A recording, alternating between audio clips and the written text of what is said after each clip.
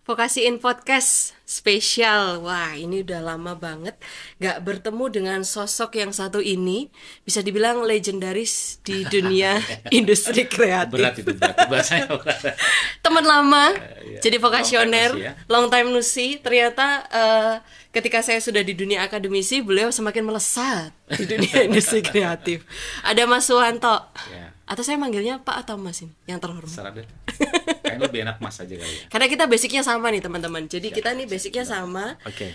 Di dulunya itu kita ada di dunia broadcasting. Kalau saya dulu di salah satu radio yang ada di di sana di Kota Malang, dan Saya ada di sini. Ada di sini gitu ya. Tapi dipertemukan kembali hari ini di acara spesial tentunya di Vokasiin Podcast. Terima kasih sudah mampir. Sama-sama Mbak Sih. Karena Mas Wanto Kita ini udah berapa tahun ya ketemu kan? Udah lama. Lah, Terakhir Mbak. terakhir tahun lalu. Tapi Tahun yang lalu ya? zaman dulu kan ini sempat terkanan juga. Iya, betul. Iya, karena kalau di dunia industri peradioan itu jadi saudara. Karena Betul. itu ya apa ya Mas ya? Bahasanya itu Ikatan solid, emosional lah. ikatan emosional solid banget. Karena kalau angkatan yang lama di radio itu kan pasti saling kenal satu sama lain. Wah, kalau Mas Wanto melaju kepada kalau dunia permolan itu apa? Nah, sebenarnya lebih kepada tersesat aja. Tersesat ya. Tersesat di jalan yang benar maksudnya. Karena ya kita orang mall juga sama. Sebenarnya kalau misalnya kita bicara mall seluruh Indonesia juga ketemu juga itu doang. Ke Surabaya pindah juga loh, kamu di sini kayak gitu sama. Orang radio juga begitu kan. Gitu ya. Ya teman-teman kita juga sama kan. Oke, Mas Suwanto ini menjabat jadi teman-teman sebagai regional director dari Lipo Plaza Batu, Kediri Town Square dan juga Plaza Madiun, dan sekarang ini sebagai mall director dari Lipo Plaza Batu. Betul. Wah, dari dunia radio sampai ke dunia apa ya bahasanya itu ya? Lipo Permolan ya. Permolan. Kayaknya bukan permolan. Apa? Shopping center kan. Shopping center, kemudian sekarang akan concern kepada dunia akademisi juga. Wah, luar biasa. Pengalamannya mungkin bisa diceritakan untuk teman-teman vokasioner. Lebih tepatnya bukan luar biasa, tapi tadi saya sampaikan biasa di luar sebenarnya. Apa yang ceritanya mungkin dulu kan mungkin bisa cerita kisah suksesnya nih, Mas. Oh, oke. Jadi ceritanya sih sebenarnya nggak sengaja di dunia mall atau shopping center itu nggak sengaja ya, karena awal saya ngajar, dunia itu ngajar. Oke. Ya. Dari kuliah itu kita semester 3 waktu itu. Kita udah bergabung di salah satu radio swasta di Malang gitu. Boleh sebut merek nggak nih kira-kira nih? Nggak tahu tuh. Yang Kalau masih dulu berdiri sampai sekarang ya? Sekarang masih berdiri. Nah, terus kemudian dari situ sempat juga di mall director, musik director, musik director. Nggak lama 2 tahun habis itu terus kita berpikir, wah ngapain ya masa di dunia begini terus gitu kan. Sampai akhirnya kita mencoba men-challenge diri untuk dunia ngajar. Oke. Oh. Nah, yang lucu adalah ketika dunia ngajar itu saya semester 6 atau 7 nggak salah. Selain juga jadi wartawan kampus waktu itu. Jadi saya suka Wartawan nulis. juga. Ya, wartawan kampus. Jadi tapi, serba bisa ya? ya diusahakan begitu. Diusahakan, Kepepet multitasking. karena mungkin kepepet ya. Oke. Karena mungkin saya suka selalu men-challenge diri sendiri. Jadi sempat jadi wartawan kampus di Bestari waktu itu di Muhammadiyah Malang. Kemudian jadi di wartawan majalah kampus bahasa Inggris di Reform namanya. Reform Magazine. Dan bagusnya adalah ketika kita nulis itu dibayar. Oke. Nah, zaman dulu makanya mulai dari semester 3 sudah nggak pernah minta bayaran kiriman orang tua sama sekali. Karena memang sudah begitu kan. Saya cuma pikir waktu itu, waduh ini kalau kuliah-kuliah doang malah dapatin apa? Nah, kita harus coba gembleng lah dengan yang lain. Tapi aku mikir gimana caranya supaya dapat uang nih, nggak hanya sekedar hai kemana-mana nggak jelas gitu. Nah, akhirnya kita join di situ.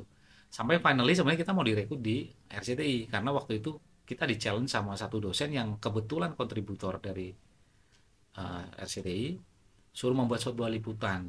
Kalau liputan bagus maka kamu akan saya kasih nilai, gitu. Terus kemudian kita akan rekrut itu. Nah kebetulan tembus juga.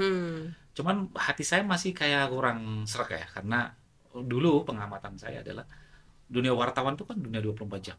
Whatever ada event, ada kejadian, ya kita harus ready untuk itu. Nah itu yang saya gak suka. Oke.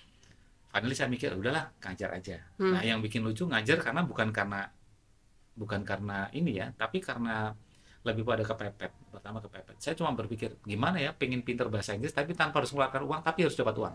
Caranya Ngajar. ngajar. Jadi langsung praktek ya. Praktek. Kalau dengan moto learning by doing itu Benar. harus bisa. Nah, saya punya keyakinan begini, sebenarnya kalau kita ngomong ya pengajar atau dosen atau apa itu bukan mereka lebih pintar, tapi mereka tahu lebih dulu. Sebenarnya mahasiswa nggak kalah pintar. Mereka tahu lebih dulu, maka dia bisa menerangkan sesuatu. Nah, itu konsep itu yang saya pegang. Makanya saya pikir, wah, saya harusnya bisa. Padahal waktu itu saya semester 6. Padahal belum lulus. Belum. Belum memegang ijazah tapi sudah ngajar. Belum. Dan itu bukan jurusan saya. Okay. Saya kan FISIP. Jurusan komunikasi. Ngajar bahasa Inggris. Jelas nggak masuk akal. Ya, kalau dulu kan sekarang enak, kita mau belajar apapun bisa ya. Kalau dulu kan harus kursus, tapi waktu itu saya nggak bisa kursus juga, saya otodidak aja. Karena saking kepinginnya pintar. Oke. Nah, akhirnya diseleksi 70. Semua itu dari sastra Inggris nih, Pak. Cuman satu aja nih saya nggak tahu. Cuman kelebihan saya, Pak. Apa? Saya kan penyiar. Oke. Nah, itu buat teman-teman yang mungkin pengen apa ya, posisi atau profesi sebagai announcer ini bisa menjadi stepping stone. Betul, ya kemana-mana. Akhirnya kita kalau ke industri apapun, ke dunia misalkan dunia kerja apapun, kita lebih luas untuk bergerak. Benar. Karena pengalaman sebagai announcer itu benar-benar jadi apa ya, pedoman atau bawaan yang bisa kita bawa sampai kapanpun. Oke, itu tentang dunia yang dulu zaman waktu masih muda. Nah, akhirnya berangkat ke dunia shopping center ini. Nah, ini ada cerita juga. Gimana tuh? Jadi setelah mencoba ngajar itu, dari sekian lulusan semua sarjana sastra Inggris, saya nggak sendiri ya, nggak. Cuman saya meyakinkan sama ketua lembaga waktu itu bahwa saya worth it to be di sini lah, tak bilang gitu. Meskipun saya mungkin secara basic nggak akan kalah sama yang lain, tetapi saya punya sesuatu yang mereka nggak punya, saya bilang. Nah, kita pede aja ngomongnya. Apa itu ya sesuatu yang tidak dipunyai itu? Kemampuan untuk mendeliver kepada murid. Oke, itu is a part of komunikasi, bukan? Yes. Mendeliver pesan. Betul. Iya. Sehingga suatu saat ketika saya ngajar yang saya ajar mahasiswa juga, macam-macam dari macam-macam. Ketika saya ditanya, saya udah ngomong dari awal. Bukan berarti saya lebih pintar dari kalian, tak bilang. Bisa jadi kalian lebih pintar saya. Tetapi kalau saya nggak bisa jawab, so please next week, tak bilang gitu kan. Saya jawab itu. Nah, next week itu saya tanya teman-teman, ini gimana sih? Oke. Jadi kalau ada pertanyaan yang bisa dijawab, ditahan dulu, saya jawab minggu depan. Nah, itu akhirnya dari situ teman-teman pengajar ini Malang Toscar dibangun tuh. Tahun itu 2004. 2004 saya masih SMA. 2004 dibangun. Nah, 2004 itulah saya iseng, ada 18 teman-teman pengajar ngasih lamaran, saya titip. Saya bukan orang mall, karena memang mungkin saya bukan tipe orang yang suka mall, karena bisa dihitung jari, 2 tahun mungkin cuma sekali ke mall. Benar-benar nggak ngerti dunia mall dan benar-benar nggak suka. Karena memang orang lapangan ya, istilahnya. Iya bisa jadi begitu, tapi memang nggak bisa enjoy di dunia mall, itu nggak bisa enjoy. Oke. Akhirnya bisa terjun sampai sebegininya di posisi yang sekarang itu? Ya karena ibaratnya dipaksa jorokin aja. Jadi dijorokin, nanti tinggal kemauan dari, yang penting mau ya. Mas. Betul. Nah, finally dari 18 guru ini saya titip mereka. Dari 18 yang dipanggil cuma saya. Waktu itu menjadi customer service. Awalnya.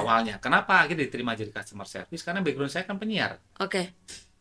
Nah, kemampuan komunikasi inilah menolong saya dibandingkan yang lain-lain. From customer service to director. Jadi begitu ceritanya. Jadi lompatan lah kalau saya ngomong, ya mungkin karena rezeki juga ya, karena semua tiba-tiba aja kalau menurut saya, sudah garisnya aja. Tiba-tiba ketika saya masuk dari customer service, ada satu positioning namanya tenant relation kosong, dipanggil sama pimpinan, kamu bisa, kapan kamu bisa selesaikan? Secepat saja bisa. Kemudian ada yang kosong lagi, supervisor jabatan, kamu bisa selesaikan, ada problem situ, bisa, berapa lama? 1 bulan saya selesaikan. Nah gitu terus. Akhir itu sebenarnya apa sih yang perlu ditanamkan dalam diri ini, mungkin untuk para mahasiswa atau vocationer yang menonton? Makanya tadi saya apa yang ditanamkan? Iya, harus kalau orang mau maju itu harus punya ambisi. Ya, harus punya ambisi. Yang kedua harus punya mimpi yang kuat. Ya karena memang dari dulu saya nggak suka kerja keras. Jadi kalau zaman ceritanya zaman kecil nih, jadi semua keluarga nih kan kita punya sawah nih, mau nyangkul gitu kan. Aku disuruh nyangkul nggak mau. Karena aku bilang daripada saya nyangkul, mending saya bayar orang untuk nyangkulin. Saya memang dari dulu nggak suka gitu. Akhirnya suka dengan orang kerja yang pakai mikir daripada pakai tenaga. Oke. Nah, Mimpinya harus kuat, kemudian yaitu konsistensi. Terus tidak pernah berhenti untuk belajar. And persistence. Yes. Mimpi, konsistensi, dan ambisi. Okay. Harus punya ambisi. Harus punya. Sampai akhirnya kalau sekarang yang di posisi sekarang itu apa, Mas? Sebagai mall director dari Lipo Plaza Batu. Saya juga ketua asosiasi pengelola pusat belanja Indonesia di PC Malang. Jadi Semalang Raya itu saya ketuanya. Wow, ini saya tahu data-data nih setiap mall. Ini buat teman-teman yang suka ke mall. Ya, tahu udah ketahuan. Ketua Asosiasi Pengelola Pusat Belanja Indonesia. Pusat Belanja Indonesia. Nah, kalau keterkaitannya dengan dunia praktisi atau lulusan dari anak-anak vokasi yang kita kan ada 5 prodi nih, Mas. Betul. Ini kiranya untuk menuju industri yang Mas geluti itu relate nggak sih? Relate aja. Kalau saya ngomong kan sebenarnya nggak ada sekolah orang shopping center. Sekolah perhotelan ada. Sekolah perhotelan ada. Tapi sekolah mall nggak pernah ketemu. Okay. Ternyata sekolah di mall itu memang harus turun dari awal yang kamu nggak ngerti, akhirnya pelan-pelan tahu. Gitu. Terus yang berikutnya adalah ujung-ujungnya dari sebuah perusahaan kan bisnis adalah kita harus punya mentalisi itu kan. Mental bisnis. Ya mental bisnis ya pantang menyerah itu. Ngerti bagaimana peluang kita bisa ambil. Karena kita di pasar kalau sudah level kita, itu kan bicaranya bukan tentang rutinitas yang kita lakukan. Jadi datang kantor kemudian enggak, tapi bicara tentang bagaimana how the business must grow, harus bertumbuh. Nah, strategik itu kan didapat dari mana? Ya, dari proses yang kita jalani. Terkait dengan mimpi, apa yang pengen Mas Wanto capai setelah ini? Saya pengen lebih banyak bermanfaat aja untuk orang lain sih. Kalau sekarang sudah pada titik itu, karena kalau kita ngomong CEO mungkin bisa, tetapi challenge-nya agak besar ya di CEO. Terus kemudian yang lain, saya punya paradigma cara berpikir bahwa nggak nyaman di zona yang nyaman. Saya juga selalu ngomong sama staff saya, jangan pernah nyaman di zona nyaman. Makanya begitu sudah pakai sampai di direktur mau ngapain lagi? Kan tertinggi cuma CEO. Terakhir lagi ada business owner, ya kan? Makanya ya kita harus improve diri kita. Nah, saya berpikir bahwa saya suka dengan dunia public speaking, ya kenapa enggak? Gitu. Akhirnya ngajar juga di dosen di Universitas Muhammadiyah Malang. Diminta, ya sudah saya ngajar di sana. Nah, suatu saat mungkin nanti bisa membagi ilmu untuk teman-teman vokasi. Siap. Amin. Kalau Mbak Silva yang minta saya susah nolak. Oke, terakhir apa yang pengen disampaikan untuk teman-teman vokasioner? Saya sampaikan tadi juga sempat saya ngisi ya, bahwa dunia ini semakin hari tantangannya semakin berat, semakin kompleks. Ya. Kita harus bisa membekali diri kita dengan berinvestasi terhadap diri kita yang terbaik. Ya. Yang terbaik adalah investasi leher ke atas, katanya Tumbas Maringin. Dan ternyata memang benar. Artinya apa? Ya ilmu, pengetahuan, knowledge, dan segala macam. Nah, mumpung sekarang teman-teman vokasi lagi bergelut itu, ya manfaatkan waktu yaitu untuk benar-benar berinvestasi semaksimal mungkin. Karena dari situ kita nggak pernah tahu angin kesuksesan akan mengarah kemana.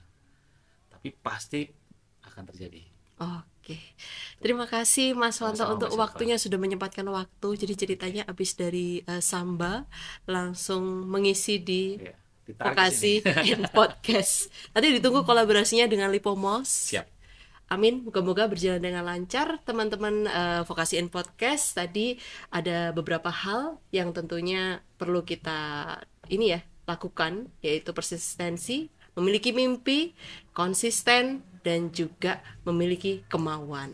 Oke, ketemu lagi tentunya di Vokasi in Podcast di episode berikutnya. Yang pasti intinya harus terus pantengin. Nanti kita akan kolaborasi dengan berbagai mitra industri. Yang tadi bersama dengan Lipo Mos dengan Mas Wanto. Terima kasih.